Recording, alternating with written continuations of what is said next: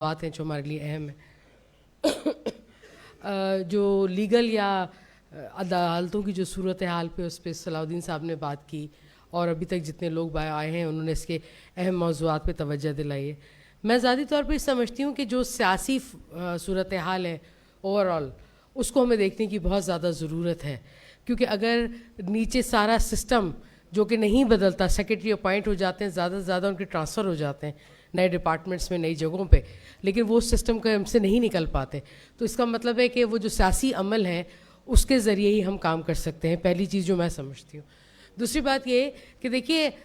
لاکھ ساری برائیاں جو نہیں بھی ہیں وہ بھی اب جو پیپلز پارٹی نے اپنی حرکتوں سے ہمیں جس مقام پر لا کے کھڑا کیا ہے, تو جو اس کے کھاتے میں نہیں ہے وہ چیزیں بھی اس پہ ڈال دیتے ہیں. لیکن اس میں جو چیز پازیٹیو ہمیں میں اس کو سمجھتی ہوں وہ یہ ہے کہ جو طلبہ یونین کے معاملات ہیں وہ سندھ واحد صوبہ اس وقت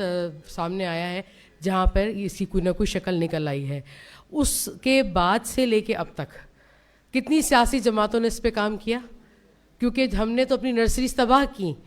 اس سارے پولیٹیکل پروسیس کو ہم نے تباہ کیا. ہم پاکٹس میں ہیں, ہم چاہے کئی کسی جگہ کسی پولیٹیکل پارٹی کا زور ہے, کسی جگہ کسی پولیٹیکل پارٹی کا زور ہے, لیکن جب ہم بات کر رہے ہیں پولیٹیکل پارٹی سے ہٹ کے, میں جی ایم سید صاحب کے نظریات سے اختلاف بھی رکھ سکتی ہوں اور ان سے میں سہمت بھی ہو سکتی ہوں, میں پیپلز پارٹی سے اختلاف بھی رکھ سکتی ہوں, اس سے سہمت بھی ہو سکتی ہوں, لیکن بطور سندھ کا حصہ ہونے کے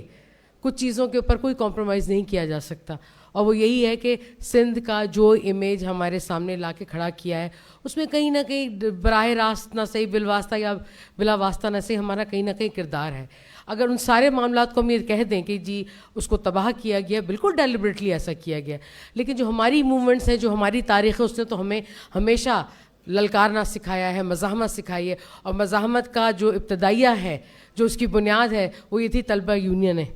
اب اگر اس کے ہمارے پاس کوئی شکل آ گئی تو اس کے بعد بھی اگر میں ایک عام مشاہدہ بھی کروں تو میری نظر میں یہی آ رہا ہے کہ سیاسی جماعتیں اس طرح سے طلبہ یونین کے ایکٹیویٹ ہونے کے اوپر کام نہیں کر رہی جتنا ہم ایکسپیکٹ کر رہے تھے یا جتنا طلبہ سیاست کا سندھ میں حصہ رہا ہے.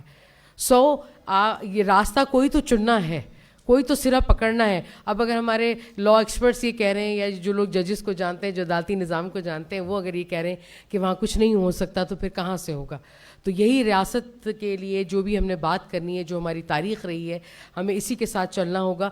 پارٹی کوئی بھی ہو سکتی ہے,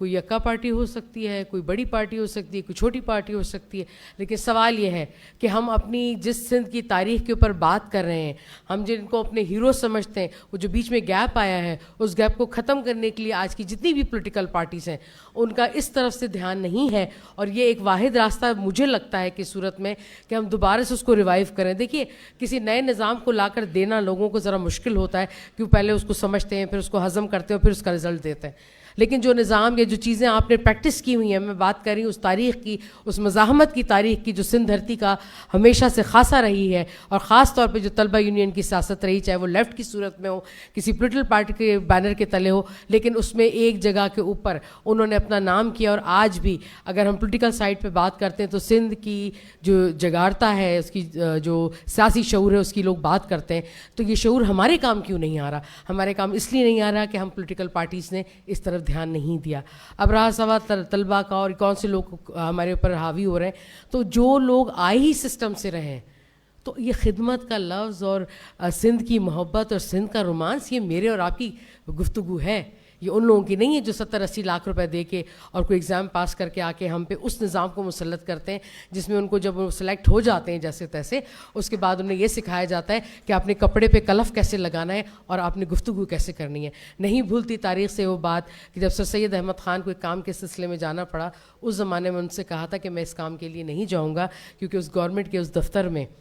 جو لڑکا آج کمشنر کی سیٹ پہ بیٹھا ہے وہ جولاہے کا بیٹا ہے, اور یہ مجھ سے نہیں ہوگا کہ میں جولاہے کے بیٹے سے جا کر بات کروں. تو اسی سسٹم کی کنٹینیوشن کو توڑنا تو ہم کو ہوگا. تو اس پہ بھی بات کریں کہ آیا ہمارا تعلیمی نظام اچھا نہیں ہو سکتا کہ ہمیں الگ سے کسی سروس کمیشن, پبلک کمیشن کی ضرورت پڑے؟ کیوں عام آدمی اگر وہ 10 سیٹیں ہیں تو اس پہ 100 لوگ نہیں آئیں گے؟